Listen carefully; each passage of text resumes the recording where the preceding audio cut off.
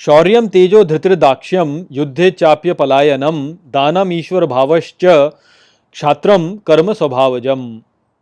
Hello friends, this is the 43rd shlok of the 18th chapter of Bhagavad Gita, and today we will understand this shlok in detail. So let's first go over its meaning. So the shlok says, Shauryam tejo dhritir dakshyam, which means valor, brilliance, forbearance, dexterity, yuddhe chapya palayanam, which means and not fleeing in battle, Dhanam Ishwara Bhavascha, which means charity and royal attitude, Kshatram Karma Swabhavajam, which means are duties of Kshatriyas born of their nature. So, Shri Krishna over here is now describing the duties of the Kshatriyas, and he mentions that valor, brilliance, forbearance, dexterity, and not fleeing in the battle, charity and royal attitude are the duties of the Kshatriyas. So, what we have to understand here in this shlok is that there are the people who have to engage in administration and the protection of the society, and these people who have to engage in the administration and the protection of the society are the Kshatriyas, and the qualities that are needed for a person to do this thing of administration and protection of society should be valor, brilliance, forbearance, dexterity, and not fleeing in battle, charity, and royal attitude. So these are the kind of qualities that a person should have. Then only he is suitable to be the one who is engaged in the administration and protection of a state. So as we have understood that the state basically comes into existence after a civilization grows to a certain level, and when a civilization grows to a certain level, then of course the civilization has to be protected, otherwise it will always come under attack from the barbarians from the outside. So civilization, when it is built, it has to have a dedicated people who will administer the civilization, who will run the civilization and protect it.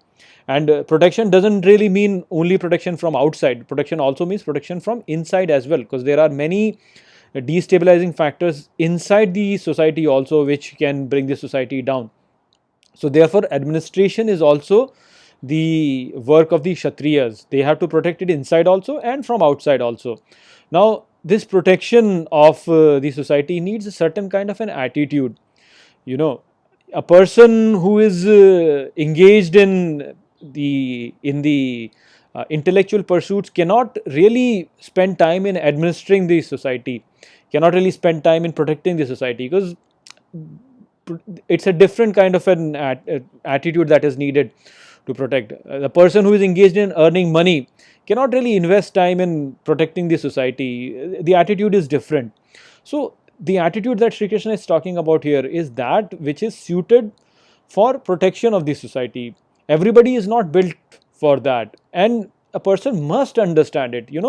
Generally people say, oh, I'm a hero, I'm a hero, I'm a hero. People want to say that, and they glorify this. This is a very, very narrow understanding when people say I'm a hero, so I'll protect and things like that. And generally it's more exciting to fight, right?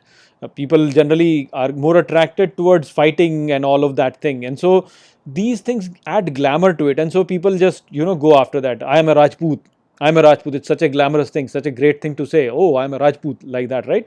So it's all very low and very narrow way of thinking. Basically it has its own place.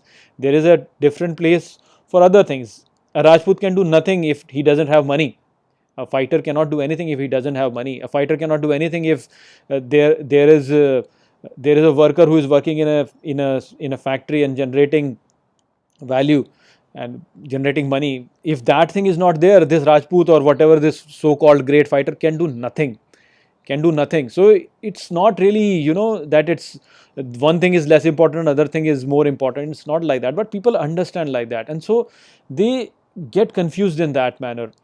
But people have to be honest with them, that what is my attitude. So in that sense you have to understand that the attitude which is right for a ruler is such that that person is very brilliant, he has valor, he is not scared, he has courage in him, and he is very dexterous in usage of weapon and dexterous in implementing policies and things like that, and he has that fortitude and that forbearance to withstand so much of pressure that comes. I mean, a king, when he is ruling, there is so much of pressure on him, and he is able to withstand that. A person who is sitting down there, he might think that, oh, being a king is so good, so good, but it's really not the case. It's a lot of pressure on the king to rule the thing.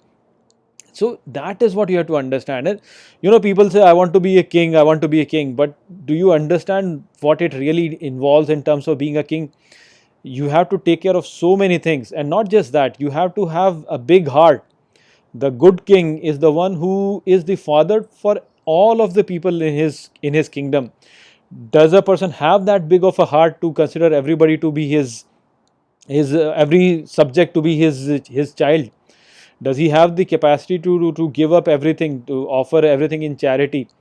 So those kind of things are needed for the king. It's not that the king is the owner of the kingdom. He is the servant of the kingdom. He has to have that attitude that I am the servant of this kingdom. And when you are a servant of the kingdom, you give up everything for the sake of the kingdom. Do you have that big of a heart to give up everything for the sake of the kingdom? You are giving up all your private life.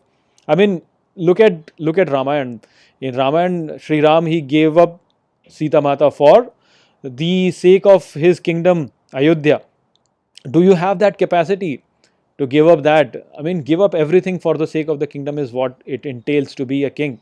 So that royal attitude, that attitude of charity, that big heartedness, that ability to withstand all of that pressure that comes on you, because if anything goes wrong, the blame goes on the king. I mean, even now you look at it. I mean, if anything is wrong with the country, the blame is given to the politicians. So politicians are bad. So do you have the capacity to take up all of that pressure? Do you have that fearlessness to face such situations? Those are the kind of things that are needed to be a king. Anybody can say, oh, I want to be a king, I want to be a king, but this is the kind of thing that it entails.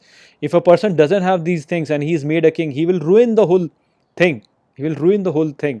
So people don't understand that, and they just think, oh, kings were just kings, and I want to be a king. I mean, first think twice. Do you want to be a king? Do you want to have all of that pressure on you? So these qualities are only suited to a certain kind of a person who has this kind of an attitude. Only that person should involve himself in administration and protection of the kingdom. Then only everything will remain in its equilibrium. So that was the message of this shlok. I hope that I have explained this shlok well to you. With that, I'll close this video. I'll see you in the next video. Take care.